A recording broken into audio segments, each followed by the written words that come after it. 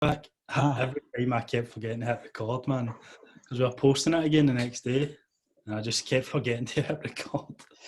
Do you post it so they can do the workout again? Aye, so we do it live, and people would join in, but it's just because we did it at specific times.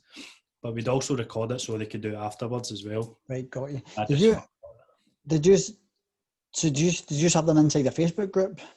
I just done a wee client group. It was for obviously when we had the gym open, and the gym had to close, so we kind of used Zoom as a substitute for doing classes. So you can. There's a wee menu button, and you can just stream it straight into the Facebook group. I didn't know that. There's records in there.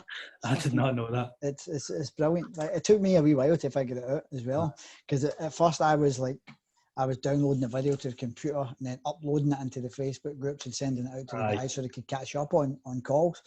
But I never figured this out. It just streamed straight in. So I seen some other people doing it, like like Paul Mott does it on his timeline. You know what I mean? Like, how's he doing that? I didn't know and figure this out. Spent about a whole night trying to figure it out, and it's simple. I'm glad to not be using Zoom anymore, man. Yeah. Okay, cool. So let's get stuck in, man. I'm super excited for this. So we've got Peter Colato, it's good mate of mine. Peter and his brother Paul. We're going to talk about Peter's weight loss journey over the past bunch of years. It kind of started around about 2014, since you would say it's probably been successful. Successfully since 2014, but successfully sustained it and loads of previous years. Yeah. I've honestly been really buzzing for this coming up, because, like, obviously for any of you guys watching, you probably don't know Peter, but I met Peter. Was it 2015? We met up, or was it end of 2014, something like that? I've run about there. I'd say 2015. I think maybe. And Peter was a hell of a bigger guy back then, into training and stuff like that, and all that cool stuff. But you know, a much bigger guy, and like the guy sitting in front of me right now is like super fucking lean in comparison, man. It's like when we first jump in this call, I'm like, Peter, you're looking lean, man. Like you must have been in the zone during lockdown. So sure, Peter's got like a bunch of cool lessons to share with us, bunch of cool insights, and I'm looking forward to getting this stuff out there. I'm sure it will inspire and give all you boys some good food for thought and some stuff to apply into your own routines and stuff like that as well. So Peter, can you just take it away, mate, and give us a little bit of an idea? How did you get into fitness? What was your kind of background? What's the story, mate? So it's quite I've been into fitness for years. It's like even before I even knew about calories and macros and all this stuff you see just now. It was just about kind of just having fun and trying to exercise and lose a wee bit of weight. So I started actually training in a gym. I think I was 14 when I first went to the gym. I went with my mum. She took me to the gym. I was on the heavier side as a teenager growing up, and just throughout all my teens, and I would say adulthood as well. I've been pretty heavy for most of it. But it was just to kind of lose a bit of weight and get the baby fat off that lasted a long time. Mm-hmm. It's been a long while since when I first stepped foot in the gym, shall I say, and a lot has changed since that first moment as well. Yeah. So, what age were you at 2014 when you said like that was when it kind of started becoming like serious, and it's been successful and consistent since then? 2014, I was.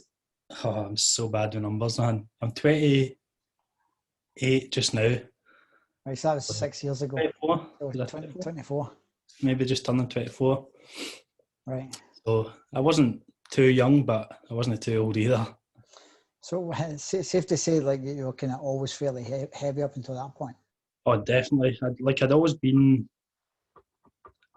heavy just growing up. From, as I said, just as a teenager growing up, always been the kind of fat one of all my friends. Always been the fat brother. Like, you obviously know Paul. I don't think you've met Mark, but he was always the really skinny one. Mm-hmm. So I was just always the fat one in all these kind of wee circles that I had. And to be fair, it wasn't very motivating or even like it didn't spur me on to really change things. It wasn't until I actually like realised myself that I need to change. Like being called fat and being made funny and stuff like that, to be fair, didn't really make a difference, I don't think. Or, to be fair, it probably did over time, and then it hit a certain point. But there was never a point where someone maybe said something about my weight or whatever, and I've went, oh, that's it, I need to change. It was kind of like I needed to be ready to make the change, if that makes sense. Yeah. I wasn't kind of pushed into it. So can you talk a wee bit more about that? Like when would you think that was? What happened? What made you decide, right, that enough's enough, man? You need to sort this out. So the kind of big turning point for me was 2014. I went on holiday with my girlfriend at the time, with Paul, my brother, and his girlfriend, and I can't remember it at the time, but I was the heaviest I'd ever been, and we got these like professional photos took. Like, you know, they always come up to you on holiday and they want, like, let's get your photos and make them look all good and stuff. So we did that. It was a very uncomfortable experience. It was hilarious, and I was kind of laughing at myself and stuff. But it was a very uncomfortable experience. I hated like standing pose and stuff, because I kind of knew like I never felt comfortable in like my own body and wearing the clothes I was wearing and stuff like that. But the actual turning point wasn't until I was home for a few weeks afterwards. And I use this kind of story as like in my emails and blog posts and stuff like that. It wasn't until like a couple of weeks afterwards I was looking back at the photos, and I could physically see how uncomfortable I was looking. I could see like I was trying to kind of hide my flab hanging over my jeans. I was trying to hide my boobs hanging out my t-shirt and stuff like that. I could physically see it. I could see it in my eyes that I wasn't in a good place then. And that was a turning point, just looking back at those photos and just seeing how uncomfortable I could actually see myself. It wasn't a good experience. Yeah, quite right. It was a good experience when I look back now, because that was the main driver in me actually making a change and kind of changing my habits and my lifestyle. So I guess you could say it was a good time. Got you. Quite right, man. No, I love that. That's brilliant. So what was that change like? How did it start from there? It wasn't like a drastic change, to be fair. It's not been like a rapid kind of change. It took some time, to be honest, and I still wouldn't say I'm 100% like where I need to be. I don't think you ever get to a stage where you're fully comfortable and you're fully not looking for more.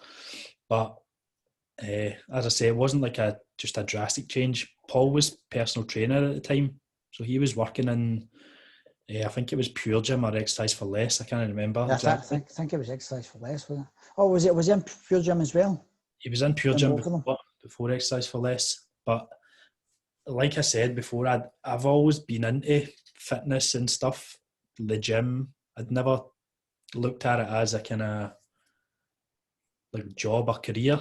Well, I say that I did a few years before, but then I kind of bypassed all that and I started I went for a normal kind of shop assistant job, but we can get into that a wee bit as well if you want to. Definitely. The reason I started personal training was I actually started helping Paul with his marketing and his social media, and that's how we met as well. Because I'd started learning about all this social media and marketing, email marketing, stuff like that, and it was via Paul Mott's Marketing Muscle Inner Circle. That's where I actually seen you. And I said to Paul, here, there's this Scottish guy in here as well. I'm thinking I'm the only one with this wee secret weapon. Sort of Scottish personal trainer. And he recognised your name, obviously. And I don't even know why I'm talking about that. That's how we obviously met. But it was through helping Paul become like a personal trainer and build his kind of reputation up, doing his social media and stuff like that. I actually started thinking, I'm actually quite good at this. I could probably get into this myself. So I just went for there. I started doing, started taking myself a bit more serious. Paul was training me a good bit, and just went from there. I just did a course, and the rest is history. Brilliant. So when you mentioned you tried that before, like you had you were going downwards. Remember we spoke about it previously. Can you just touch on that stuff? Like, could you try to go into the fitness industry earlier in your life, and that didn't work out, and now you've come back again? Because I think that's a great story. So it was. I can't remember the exact year I started training, but I got into MMA and boxing and Thai boxing and stuff like that. And I used that as a kind of driver for losing weight. When I look back, the way I did it now wasn't the most sensible way. I did all these, I basically did a crash diet, lost as much weight as possible, and then gained it all again, obviously, as that's how crash diets work. But I'd still always been into fitness and keeping fit and building strength and all this stuff. And I actually started going to college to study health and fitness. I started a HNC in health and fitness. I dropped out because I just kind of get into the studenty lifestyle, and I just wanted to bevy at the weekend, and I didn't really care that much for learning. And then, so I dropped out. I got a job I had a few jobs to be honest, but I got a job in Lidl as a sales assistant or supermarket assistant, whatever they're called. And I just did that for a few years, and I wouldn't say I was unhappy, but I was just kind of coasting and not really, like, I knew it wasn't what I wanted to do, if that makes sense. And I could see Paul was a wee bit happier leaving the army, leaving the post office, and started doing the personal training. And I thought, I quite fancy getting into this as well. So my initial thought was, I'm going to go back to college and finish my HNC, because I'd done a decent bit of it, to be fair. I was close to doing the HNC and moving on to the HND, but I just didn't bother. So I actually tried to go back. Weekend warrior. I basically, I tried to go back. I went for an interview with one of my old lecturers who remembered me. And bear in mind, this is 2014, so this is when I'm at my heaviest. So I'm not exactly the picture of health right now. She could clearly see that I wasn't in the best shape in my life. So she said, I need you to come back and do like a kind of practical day, almost a practical assessment. So I said, cool, I'm up for that. Went back to that day, and one of the things was a MetaFit class. And if you don't know what a MetaFit class is, it's basically 30 minutes of jumping about, doing burpees and tuck jumps and press ups and all that stuff. So quite a high intensity form of exercise. So I was absolutely blown doing, probably after 5 minutes, I was blown, man. But I finished it, and because I could push myself through stuff like I've got kind of that mentality where I will, if something's hard, I will keep doing it. But I was blown afterwards, man, and I could see that she knew I was blown. And so she called me into her office, and she was just like, you're just not, you're not fit enough just now. This is not the right kind of time in your life, basically, for this course. So there I went back to Lidl, and I was just like, well, that's it. That's my fitness career over, and I never got back in. But when I look back, I can kind of see where she was coming from. You obviously have to have like an interest in fitness, and you should be taking care of yourself. But I think she kind of missed the point of being a fitness instructor and being a coach and helping people, because she essentially said, you're not fit enough. You'll never get into this shape again, or you'll never make it in this career if you're not fit enough, basically. Or that's how I see it anyway. So I'm kind of like, I feel like I'm like stick my fingers up to them now after I've kind of achieved what I've done. I've opened up my own gym. I've moved to an online business. Well, I would say we're pretty successful, and I never needed that course. So yeah, quite right, man. So you kind of just went on and done it your own way. Like I never let it stop me, if that makes sense. I just kind of I chose a different path, and it all worked out fine. That's really important. Like in any endeavor in life, right? When there's something that we want, whether it's like a personal health or fitness goal, or a career or a business goal, anything, like there's gonna be obstacles that can sometimes show up as dead ends.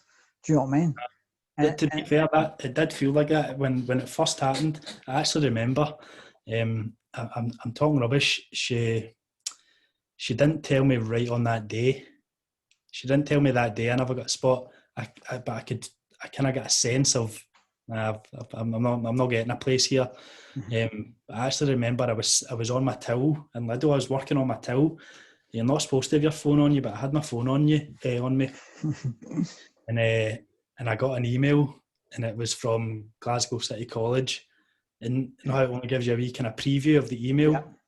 I could just see it's something like unfortunately, and I was like, I was just devastated standing on my till, man, and my day was just ruined. I had like another 5 hours to go on shift, and I was just devastated. I do remember that actually.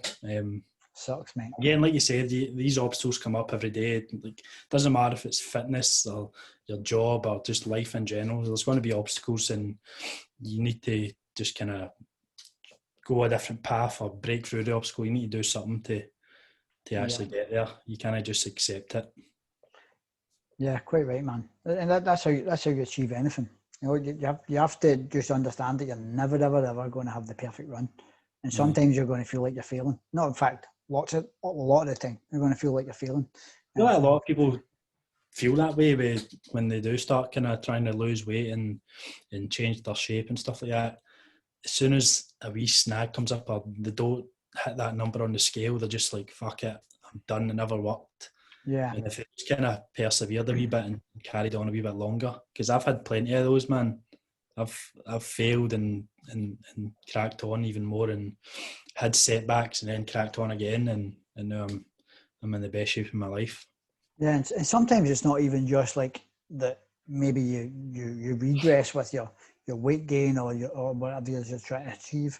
Sometimes it's just that life gets in the way, and I find some people have a bad week or a bad few weeks, right? And they're like, no, it's just isn't the right time for me, and they'll just stop entirely. I'll start again when it's a bit better.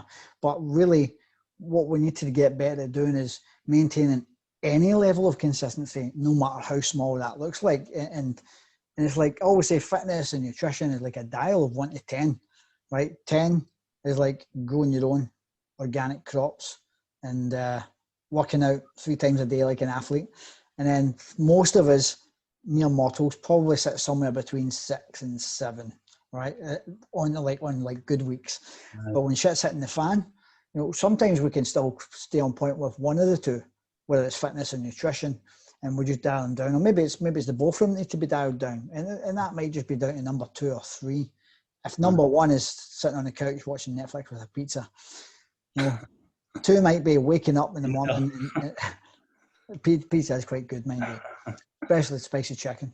And number 2 or 3 might be getting up in the morning and training for 10 minutes, like in the next room, so you don't wake everyone up, and just getting up 15 minutes early, working on press ups, some planks, you know, things like that.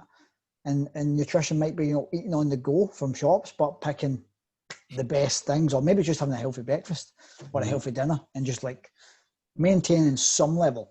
And then when life opens back up again, you just ramp that consistency back up. I feel like that's actually kind of where I'm at just now.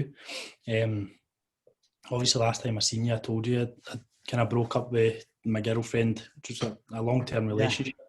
And that's kind of where I've been at. Like, this is probably the first time in my life I've actually felt proper stress, and like things aren't quite right in my head, and I've not been my usual self.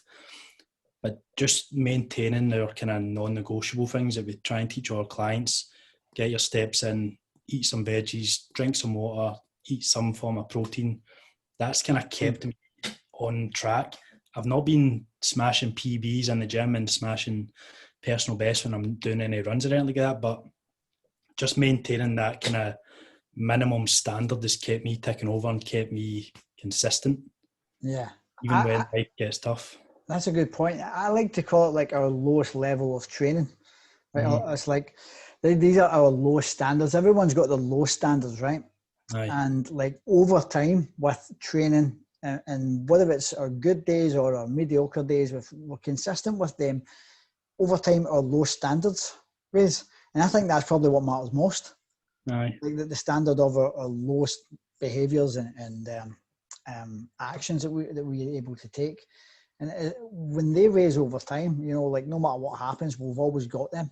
Whether it's, you know, just having protein with every meal. We might not perfect the total daily target, but we're looking for some form of protein and a vegetable or a piece of fruit with it. Yeah.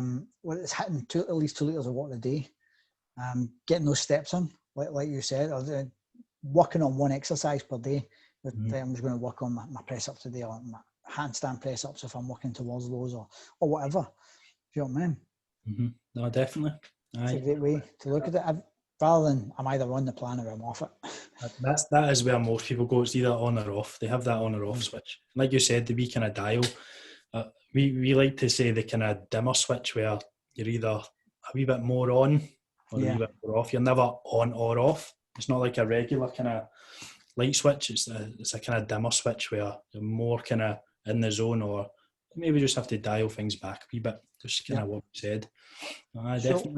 Whilst we're on that topic, mate, can we chat about like some of your experiences with, because you tried to lose weight previously in the past, like lots of times with crash diets and stuff, and obviously we know why those don't work, so we don't really need to go into those.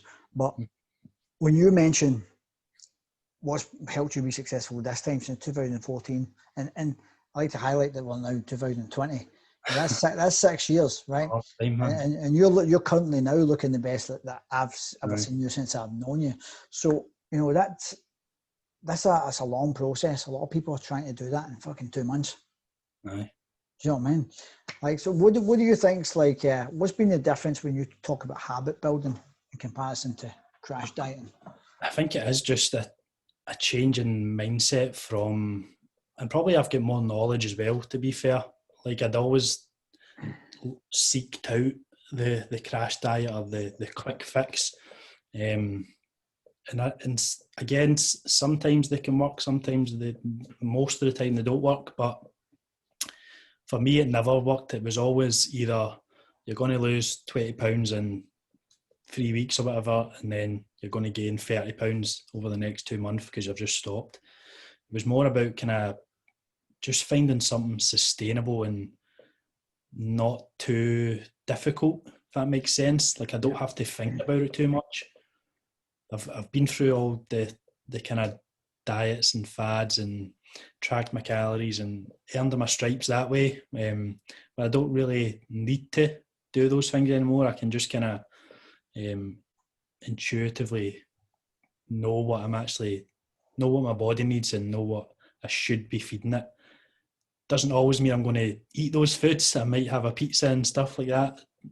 But for the most part, it's just be sensible, man. Just eat healthy.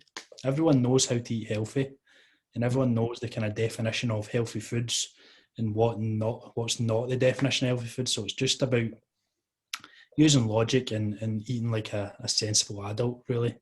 That's as simple as I can kind of put that. Yeah, I think that's fucking great advice for most of the population.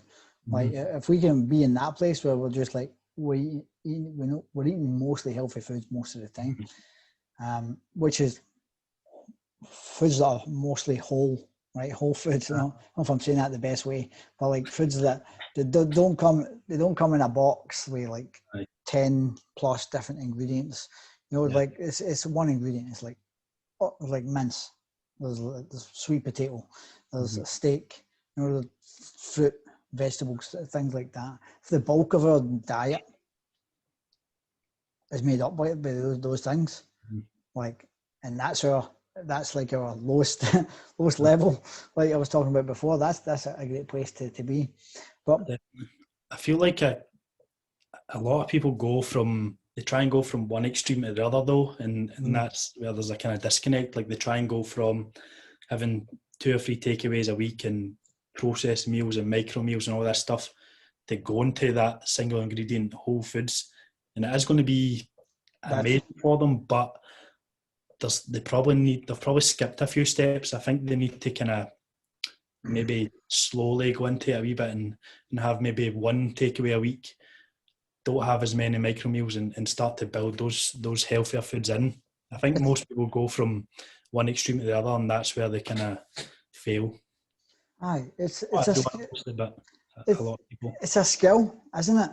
Like Aye. it's like I think we need to, like in the gym, you know, like if you want to deadlift 200 kilos for talking sakes, like you're not going to walk in your first time in the gym and lift that weight up. Like your spine will snap if you try. You know, in order to lift that weight, you have to put in the work, or you have to put in the repetitions, because your body's just not going to be able to do it. It's not conditioned enough. It's not had I've not had all those practice sessions. And nutrition is and habit building very much the same. That's like the way we do it. We take one thing at a time, right? So it's like we'll break nutrition down into like we'll call them macronutrients. So let's work on protein, right? These are what our protein sources are. This is how we go out and find them and shop for them. Let's practice this for 2 weeks. Every day for 2 weeks, man. We just get protein with every meal. Right? That's the main habit, protein with every meal. You get bonus points if we can get the total daily target. Right.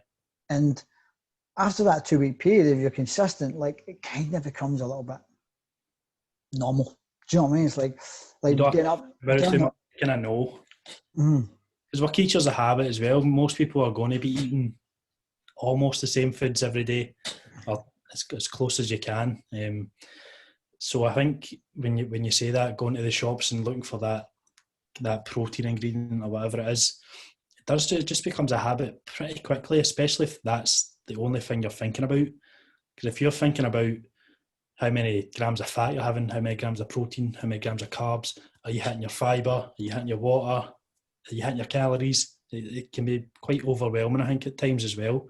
Absolutely. I think that is a good idea, like just focusing on one thing or maybe even 2 things, just keeping it super simple, because I think that is quite a big problem, is people get overwhelmed by just how confusing nutrition can be, but it doesn't have to be.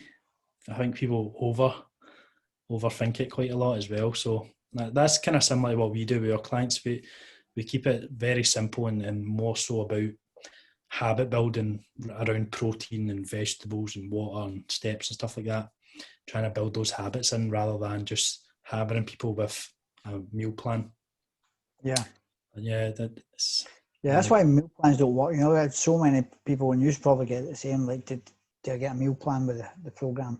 I guess I've got, it usually comes from mates, like some mates like on my Facebook page, like, can you do me a diet sheet? I'm like, no. No, you can't. No, I'm not going to do a diet sheet. Like, Aye. It'll be a waste of my time writing that diet sheet. You're not going to follow it.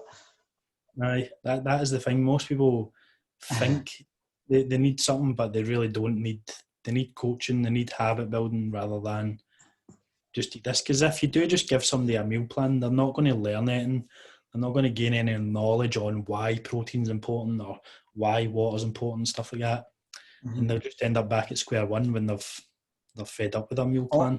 Almost setting them up for failure, which is kind of, as coaches, not what we want to do. You know, definitely how it is. Something else that I wanted to ask you, really, really great point. Like when it comes to, obviously we've spoken about habit building there and the power in that, but let's talk about breaking bad habits. So we used to be a weekend warrior, and I know how hard that is to change because that was me as well. Like I was party boy. What's your advice to, like, for anybody who has bad habits like that? Like how do you change that? What did you do? What works for you? See, to be honest, I don't think I purposefully went out my way to kind of change that because of like a weight loss issue, or it was affecting my weight loss. I feel like I kind of just grew out of it a wee bit, and I was more interested in kind of being better, a better human, and better for the business. It was, to be fair, it was more from a business perspective, because if I go out drinking and when I drink, I go drinking. I don't just have one and have a couple of sociable beers. I drink to get drunk. That's just how I'm programmed. But that takes me out of the game for a good 3-4 days, sometimes a week, where I'm so unproductive. I don't want to do anything. I'm absent on social media and emails and stuff like that.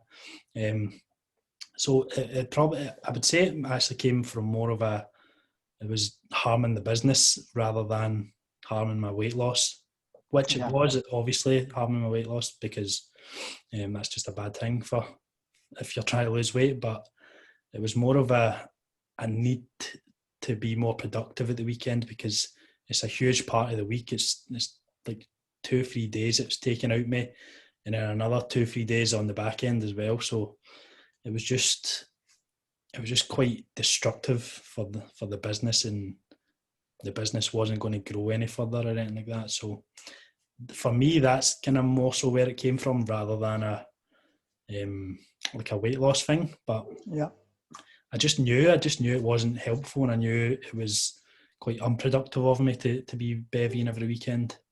Yeah, and I think everyone can put the same principles in place there for reasons to do better in general. Because if we look at drinking, in your case, it was like the leverage there was harming your progress with business. It was harming you, improving yourself and self-improvement. Sorry, I'm interrupting you, but like we'd obviously set our wee kind of key fours and stuff like that, maybe the week before.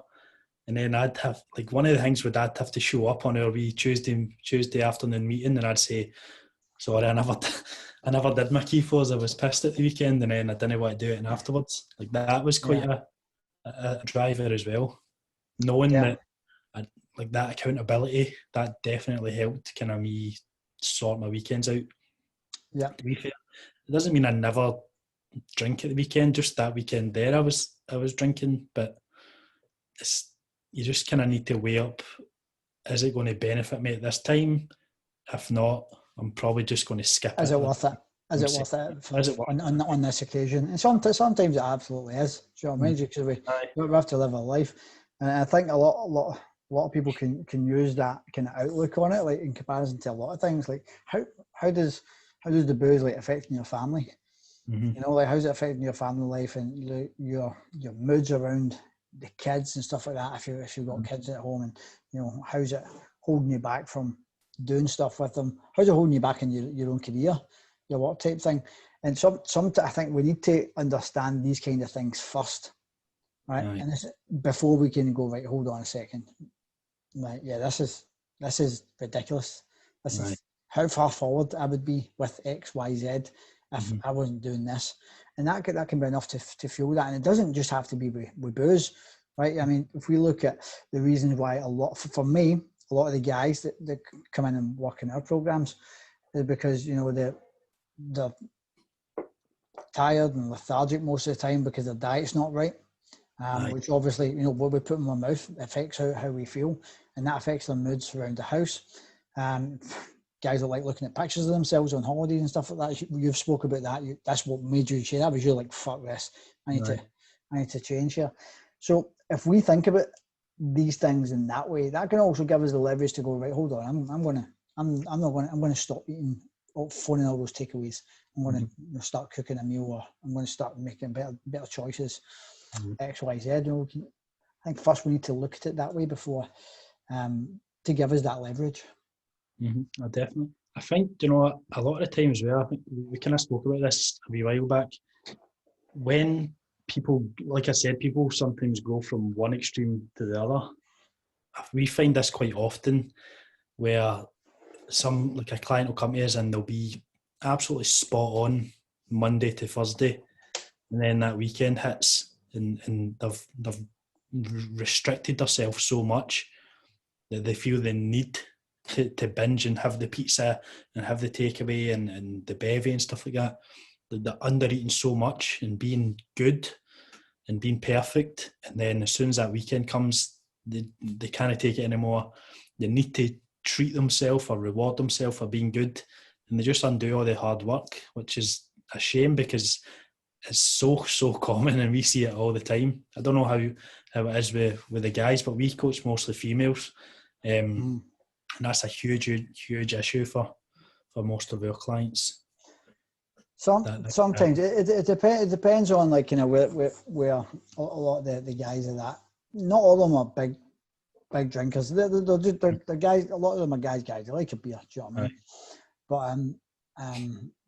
I don't think we'll really get any party boys, so to speak, like in the inner circle. So I think we're quite lucky there. You know, we're good. We're all doing for self improvement, but obviously we all have these bad habits that hold us back. But I think what you were talking about there, when some people, sometimes I used to do it, you know, when I get on the sauce or I'd have a bad week, I would look at it as I've ruined all my hard work. In a way, absolutely, we have to accept that we have put a few back steps on us at least. Right. Do you know what I mean?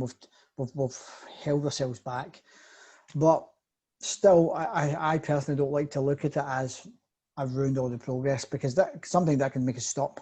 Do you know what I mean? Like, what's the point? Do you know what I mean? But if we look at it like, we'll put lots of reps in, you know, and we're looking at the body as that health bank account. Yes, we can make withdrawals, but we'll be making lots of deposits too. Do you know what I mean? And they add up over time, and we've not completely ruined it. We just need to learn from those occasions. We take some lessons from it, right? You know, how can I do better next time? And we'll get that 1% better mentality. Right. What would be a better? And in fact, here's a good one. So, like, one of the guys does have a drink regular on a Friday night, but what he used to do is always get a chippy on the way home. Right, so that was the first big change for him, having a drink, but just not getting the chippy, because he understood that he didn't actually need it. That's something that I wouldn't say I've mastered, but one of the big things for me is if I like get on it and get on the sauce and I'm hammered at the weekend, it's usually followed by a few days of takeaways, just because I'm feeling lazy. I don't want to do anything, so I'm just going to phone a takeaway, especially on the night of the bevying. But that's something I've kind of started to change. That's one of the things that's helped me as well. If I'm getting on it, the next few days, I just get back to normal. I don't sit around and get a takeaway and eat all the crisps and Lucozade and all that stuff. I'll just kind of get back on track as such. And I'm not saying every time I'm perfect with this.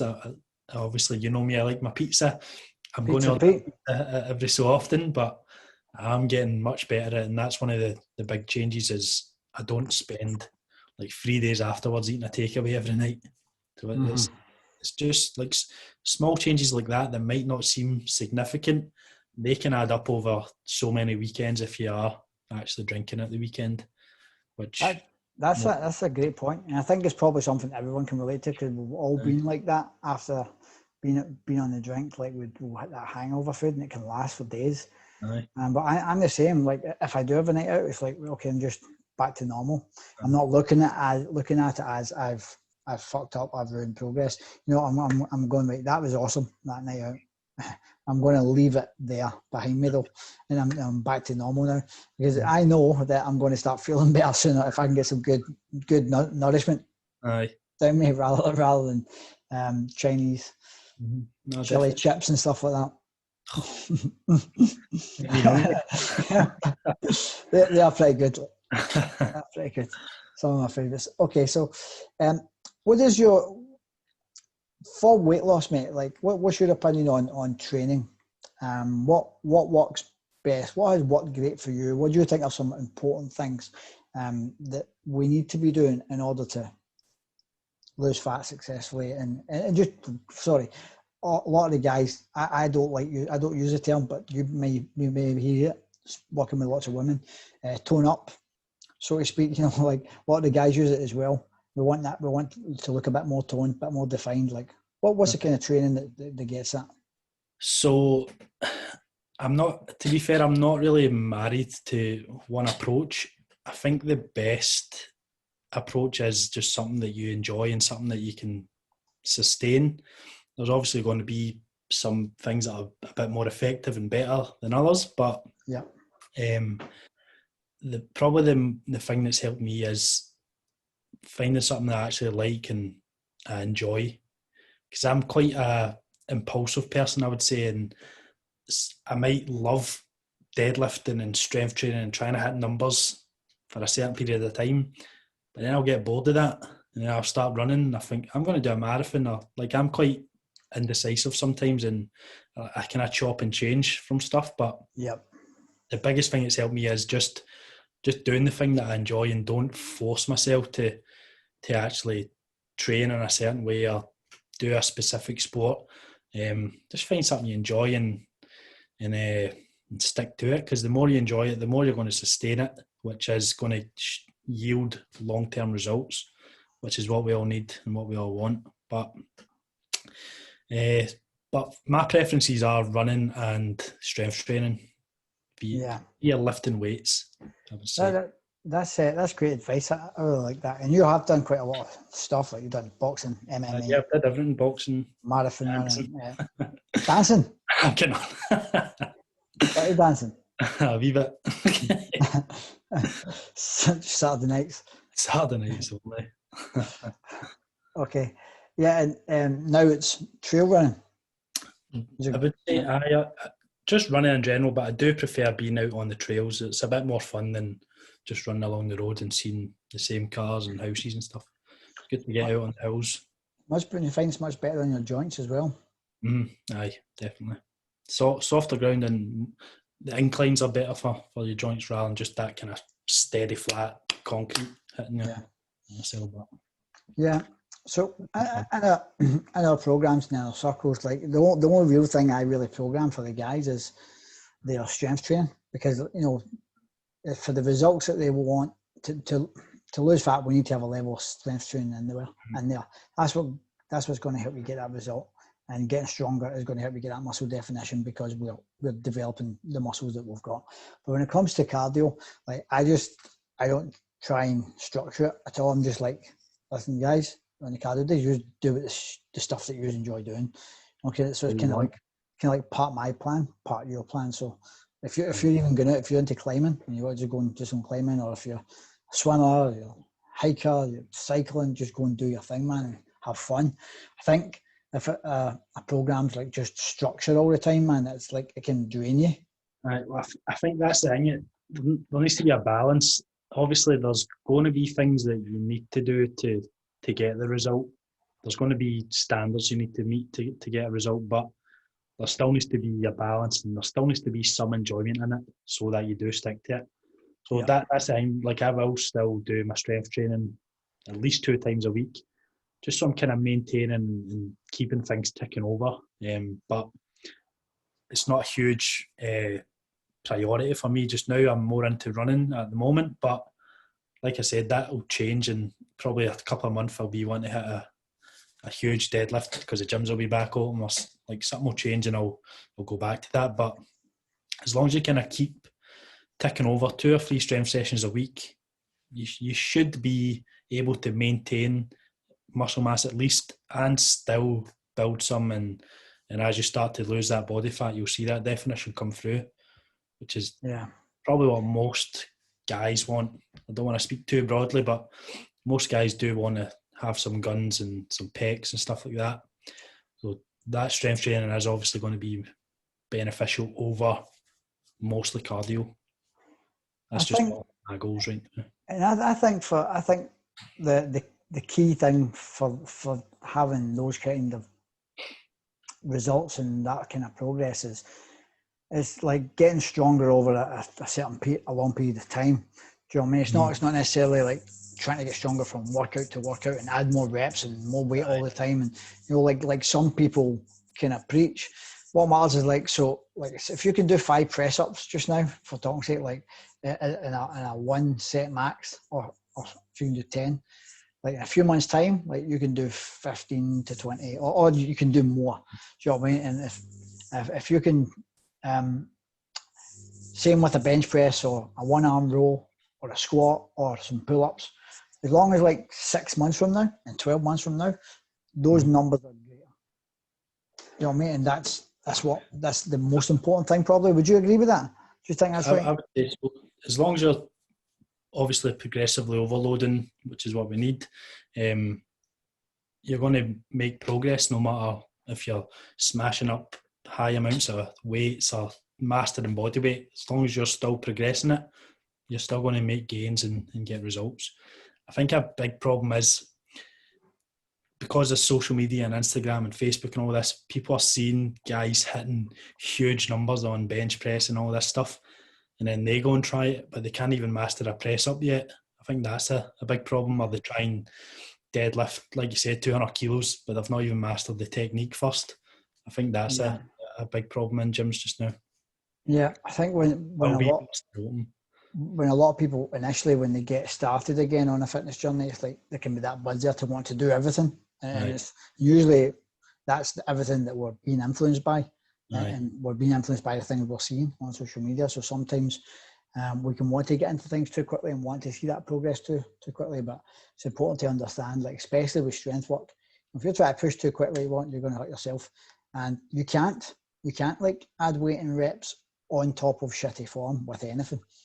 Like it's because something's going to hurt bad, and then you're not going to be doing any reps for a long time. You're back at square one. Exactly. Yeah, you go out the game feeling like shit, pissed off because you can't train, and then you harder road ahead of you later on. And I think, so many people underrate a press up. Right, a press so many people can't do a press up. I know, it's like you get your form right on press ups, and you're able to do, like, you build up and you're able to do 30, 40, 50 of them. Like, you've got a pretty strong guy, and all you need to do from there is put a weighted vest on. I think that's a much better move than a bench press, because there's so much more involved in that, especially with a weighted vest. It's more a full body kind of. It's not just like an isolation as such. But I think that is the problem. Even a lot of, we'll call them fitness professionals, can't even do a press up properly, which I don't know how many I've seen over the years, but it's not. I think people just overlook body weight training and think that weight training is superior when it's not the case. Yeah, I mean, I love to use both and mix them up in the program. I actually do prefer lifting weights, but I'm not naive enough to overlook body weight training. Like, I know how effective and how I would say it's a prerequisite. I feel like I'm saying that wrong. A prerequisite for weightlifting and earning your stripes as such before you get into the weight room, before you do these big heavy bench presses and deadlifts and stuff like that. Yeah, I feel like you should at least master a press up and a squat. And body weight squat, aye. Yeah. Yeah, I think if you can't yet do 30 press ups with great form, I don't really know if you really need to be bench pressing yet. No. I mean that's got to change from person to person, but that's just me. It's maybe because I'm Army PTI as well, and press ups for our bag. There's obviously going to be different standards for different people, but it's a wee bit different for us because we train mostly females, so the number's obviously not going to be 30 as a... Oh, that's completely different. But I do know where I come from. There should be a kind of minimum standard at least for certain exercises before you kind of... Even though you might be able to do the bench presses and stuff like that, I do agree with you. I feel like you should still be able to master at least the technique first before moving on. Yeah, quite right. Right, Peter, I'm not going to keep you any longer, mate, unless there's anything in particular you felt you want to add to this. No, I'm all good. Sweet, happy days, mate. This has been fantastic. We will bring you back in later at some point when you are shredded. You've done all your you've done all your ultra marathons on the trails and stuff, and hear about those. Good man. I'm All looking right, forward. mate. I really appreciate it. We will catch up soon. Cheers, man. Appreciate Right, it. Peter. Adios, mate.